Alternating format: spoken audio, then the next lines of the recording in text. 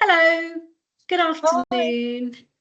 How are you Hi. today? Yeah, I'm good. I'm good, thank you. A little bit nervous, but okay.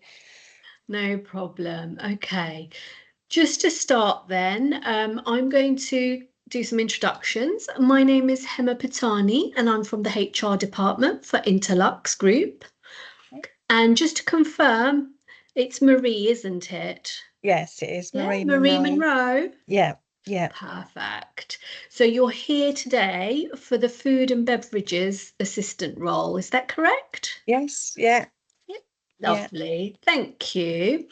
Okay, so the way in which we'll format today's interview will be that we'll have 8 questions, Okay, and then you'll have an opportunity to ask me any questions if you have any. All okay. right. Yeah, So thank before you. we begin, um, do you have water? Are you comfortable? Are you Yeah, ready to go? Yeah. yeah, I'm ready. I'm ready to go. Thank you. Perfect. Before we start, just to tell you a little bit about Interlux, because I don't know if you've had a chance to read up on it or how much you know. A little bit, But little this, bit. yeah, so this will help you in terms of context.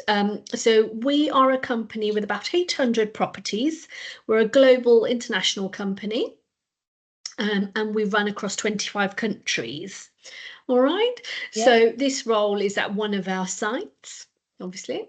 And it will be for you to kind of talk us through how you would engage with our customers.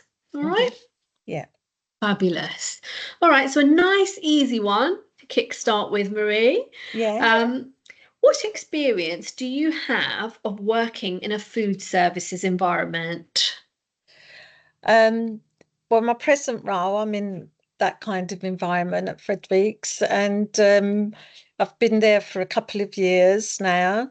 Um, so, and like my everyday kind of duties involve sort of serving food and sort of taking orders from customers, and obviously I've got a good awareness of the kitchen and the kitchen operation and everything, the way that works. Before that, I have worked in places like when I was younger at things like McDonald's and some of the sort of more well-known, the sort of a high street type of places and that. So yeah, I've worked in this area for quite a long time. Thank you.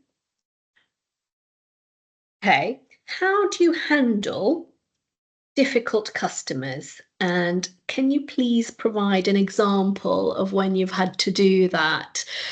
Just bear with me whilst you're talking because I will be writing, so I'm not Okay. ignoring you. I'm just trying to make sure I capture everything you're Mm, saying. All yeah. right? Okay. Oh gosh. Yeah, I'm not gonna lie, there has been some difficult times before with customers. I think my first way is always to try and resolve the issue or the problem, and that is probably by acknowledging that they're not happy and asking, if they feel that we can sort of provide a resolution in some way. Obviously there's that famous saying about the customer always being right and things. So, most of the time I think I'm I've been able to contain situations. I'm just trying to think of anything recently. I've been quite lucky. There's not been too much recently. There was somebody who did feel that their food was cold and not very Hmm. nice, and I my immediate thing was to apologise, to be honest, and that goes down well. I think if you definitely acknowledge that they're not happy with something. And I sort of offered to, return it to the kitchen and ask for a new one and that. And I mean, most of the time, to be fair, most customers are going to accept that as an apology. So I think, it's make basically not to try and antagonize them any more than what they are already at times. So I just feel like, yeah, I think I've got quite good patience with sort of working with customers in that aspect. Thank you for sharing that example. Okay. How do you ensure food safety and hygiene standards are met? On a personal level, we regularly wash hands and things like that. We always make sure our clothes and everything is clean. Um, I don't work in the kitchen all the time as such. I'm not saying I've never not helped in the kitchen, but we always have to make sure with things like cross-contamination, that kind of thing, about the food being cooked well, properly, make sure all the equipment like knives and forks and all things like that are clean, when we're setting out tables and stuff like that. I do have training and sort of keep that training up as well for sort of anything like that, and make sure my certificates are always up to date in that sort of area. Um, yeah, I mean, obviously, some of it you could say is common sense as well in regard to it, but it's making sure we adhere to the regulations of what's expected as well with that. Thank you. Can you describe a time when you had to work as part of a team to achieve a goal? Well, sometimes we do have like a party of people coming in for an event, say, or something like that. Um, we might that can sometimes be like a business as well, people, business company. Sometimes it can be like a family um celebration thing. So, you know, ev because you have to make sure when they come, they're sort of welcomed well and that everything is organized. And when you're one person, you can't do everything. So you do rely on each other to make sure someone's perhaps set the table, someone's got the menus, someone's put the orders in, someone's getting the drinks, like, and it is a little bit of a link really as you go round with making sure like everything is flowing quite nicely when with that. And sometimes you might even have an external company that's coming in Mm, to help you with that event as well. So it's about making sure you have a known contact who you're regularly in contact with, that sort of thing, and keeping everyone up to date with any changes that might be needed or, yeah, that sort of thing. thank you. Okay. So, what do you enjoy most, Marie, about working in the food and beverages industry? Well, everyone likes to eat, and most people do like their food and enjoy it. And when you see like customers sit down and relax and have dinner and sometimes a little drink or what have you. And if you see at the end, if they've had a really nice evening and it's like nice for them, you kind of feel a bit rewarded that you've given them a nice time as well, you know. I mean, I go out to dinner as well sometimes and that, and it's nice to be waited on, and I just know that feeling, and if I think I can do that as well in my job, then it's nice to do that. Thank you. Okay. How do you prioritize tasks during a busy shift? Yeah, you do have to quite, I mean, sometimes, I mean, we do have busy shifts. Lunch times can be absolutely manic Mm, sometimes. mm. And, again, it's about being organized and it's not, sometimes you might have to ask for help. You might have to say, I need some help with this. There's too much for me to do. Um, it's about being prepared. Sometimes you might have to apologize if there's a bit of a delay in getting certain sort of getting your meals out to people and things like that. It's just trying to make sure the customer's always kept up to date as well with it's nothing worse than sitting there for ages and you're waiting for your main course, you've had your starter and you've been waiting, you know, and there's nothing worse if someone don't come up and tell you, I'm really sorry, there is a bit of a delay, but it will be coming, and perhaps offer a sort of drink or something as a kind of, you know, softener, if you like, if you want, you know, so they don't sort of get too mad at you. And obviously it's letting the kitchen know that, you know, they need to sort of try and sort of get their meals out and what have you sometime. Obviously they're in charge of things there, but yeah, just to try and keep it smooth running as possible, not panic about it, and yeah, just keep it, trying to keep all your ducks in a row, if you like. Thank you. Now, this question's a little bit similar to one you've answered before, um, where we sort of talked about handling difficult customers. This is sort of more about whether you've had to ever deal with conflict with either a teammate or a customer. Um, I mean, yeah, I mean, you know, it all depends really how you want to look at it.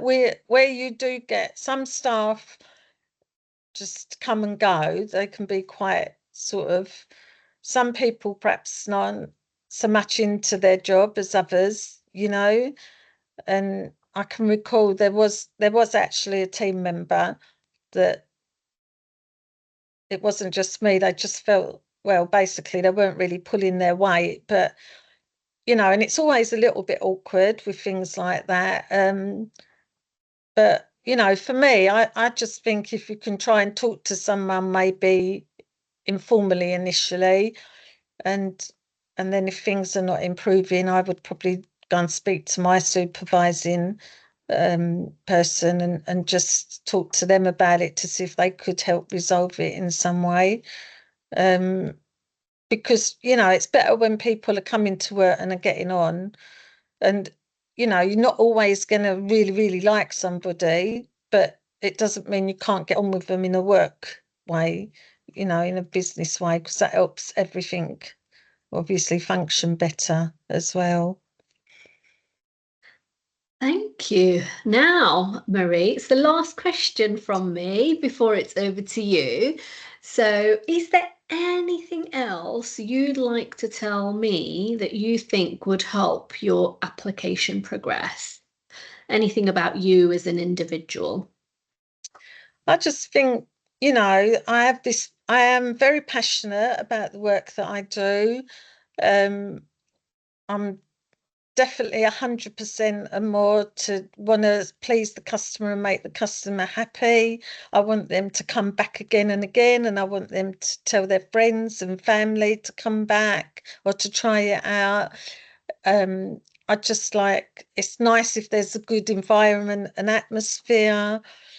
Um, I liked, you know, it doesn't mean you can't have a little bit of a laugh, like, and that, you know, within reason, and just sort of, yeah, make life easier as much as you can without it being an issue, because you know, sometimes it's nice to be supportive to your sort of staff and everything, and your colleagues and things like that. um yeah, I feel like I'm quite a good team worker and person. Brilliant. Thank you very much. That's the end of my questions, Marie. Do you Okay. have any questions for me? Yeah, I mean, because obviously this is quite a big job, and but I am looking at, because I'd like to sort of vary my shifts a little bit, and that I just wondered, you know, what sort of that would entail if I was lucky enough to get offered the job or anything. Like, would there be chances to sort of in regard to shift work, or how kind of likely would that be a possibility? Course. So, as I explained, we're quite a large organization, and we have a number of sites, even sort of close by to where we are now. So, I think if you're looking for a variation in shifts or different shifts, it certainly is a possibility. Um, we also have options of at times people might be needed at different sites as well. So Yeah. in that instance, it could be that works out Mm. well both ways. So I hope I've answered that question there Yeah. for No, you. no, that'd be good actually. Yeah. Is there And anything else? well, just one thing. I just wondered if there is a progression type of thing in place at all of, you know. Of course. So we do offer some internal courses. We have taken on some apprentices and graduates on various Mhm. schemes. So there's always opportunities for development for the successful candidates that are in, particularly if there's an area of development or interest for you as such. So they would Yeah. be the things that we would perhaps discuss Okay. later on down the line. That's it really. Thank you. Thank you very much. So that's the end of today's round. Yeah. We will be coming back to candidates shortly who have been successful to advise them of next steps in Okay. terms of the appointment, inductions, and onboarding processes. Okay. So it will be myself that'll get in touch. Okay, lovely. So hopefully we'll look forward to speaking to you soon. Yeah. All right. Thanks. All Thanks very right. much. Yeah. Thank you. Bye. Bye.